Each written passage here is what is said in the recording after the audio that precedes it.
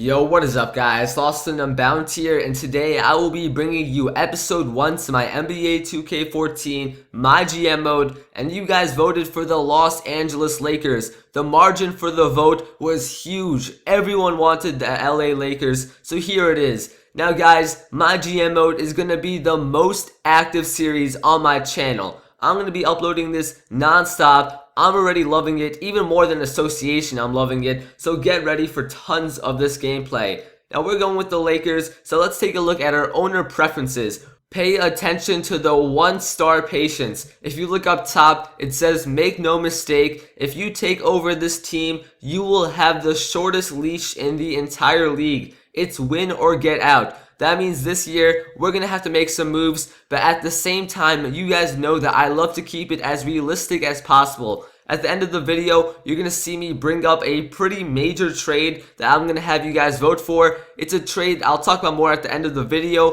While it's still fairly realistic, it can make a huge difference for our team. Now it's time to have a bit of a talk with our owner. This is our first impression with him, so we need to make sure that we nail this. We can either say happy to be here or lucky to have me. You don't want to talk smack with the owner. You gotta be respectful and be professional. So we're gonna say happy to be here. Thanks, Mr. Not gonna pronounce that last name. Happy to be here. Hope my fresh perspective is what you and the LA Lakers organization are looking for. Now right here he says, I'm a straight shooter and I will tell you like it is. Here is what I expect from you this season. I want a good draft pick. Now, I like people who are straightforward and upfront, so this is going to work out well, but he wants a good draft pick. I don't plan on tanking, obviously, so that means we're going to have to trade for it, and I don't want to show that I'm not confident, I'm not too sure, I might accomplish it, hard to do, and I don't want to complain like that, so we got to show some confidence. We got to show that we are taking initiative, and we're going to say we will accomplish this.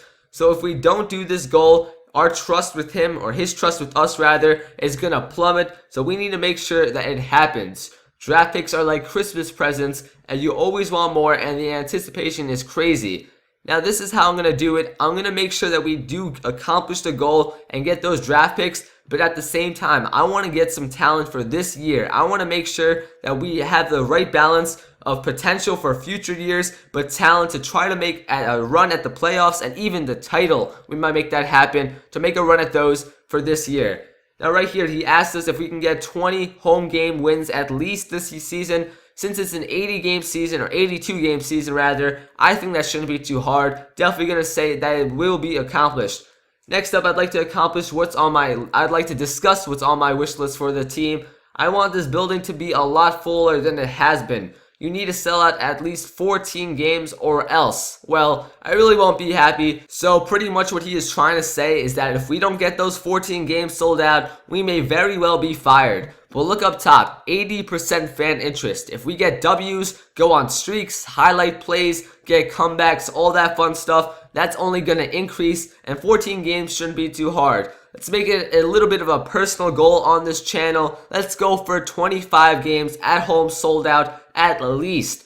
He says, I know I hired you for a reason, and right here he's going to show us our goals that we talked about. So he wants a first round pick, 20 games won at home at least, and 14 games sold out. I think those are all reasonable. I think we can make it happen. Right there, as you can see, he is happy at 60. So hopefully we can make that last and only increase the trust. If we don't get those goals done, our trust with him is going to go down. So hopefully we can make that all happen. Now right here, we're going to take a look at our funds. The Lakers have always been going above the luxury tax. So through trades, through being wise with how we manage the money, and what we do with the free agency pickups, hopefully we can turn that around and not go over the luxury tax.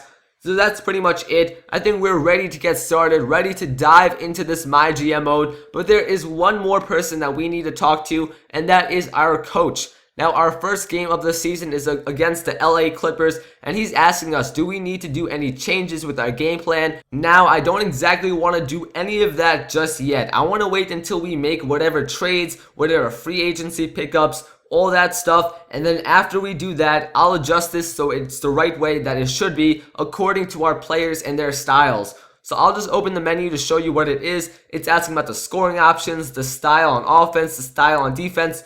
Pretty simple stuff. Now that is just about it for our conversation with Mike D'Antoni. But what I really wanted to ask you guys is what I'm about to show you in a second. I need you to comment down below whether you think I should pull this trade or not. Steve Nash, Jordan Farmar, and our first round pick for 2015 in return for Eric Bledsoe and PJ Tucker. Now the thing with Nash is not his talent. That's not the problem. He's definitely got some skills up his sleeves, but the problem is his age. He might very well still retire next season, and I can't just lose all that value for nothing. So right now, while he's got some stars of value, what I think would be great for this team is trade him, who might retire, and his big contract, along with Jordan Farmar and our 2015 first round pick, which might not be worth much. Right now it has some value, but if we do good, really good this season, that's not going to have much value next season. So trade all of that for Eric Bledsoe, who will make an impact right away. You guys know from 2K13 that I love Eric Bledsoe, a strong point guard that can get to the rack, get to the rim,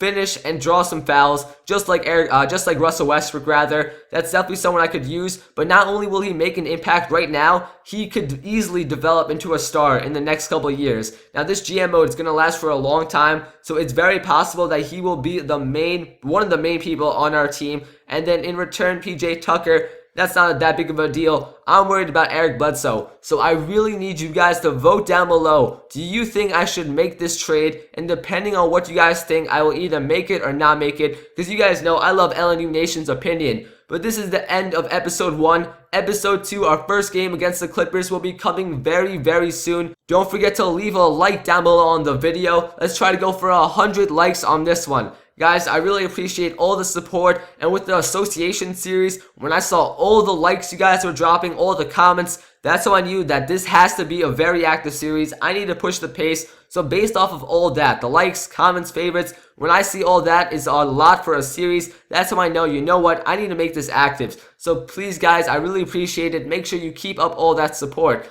If you're new, make sure you subscribe to join LNU Nation for your #1 source of all NBA 2K14 next-gen gameplay and coverage every single day for a very long time. NBA 2K14 will be on this channel. Also, follow me on Twitter to keep up with all the series I got going on. If you want to try to game with me, that's the place to ask me. And as always, guys, I'm Lost and Unbound, and have a great day.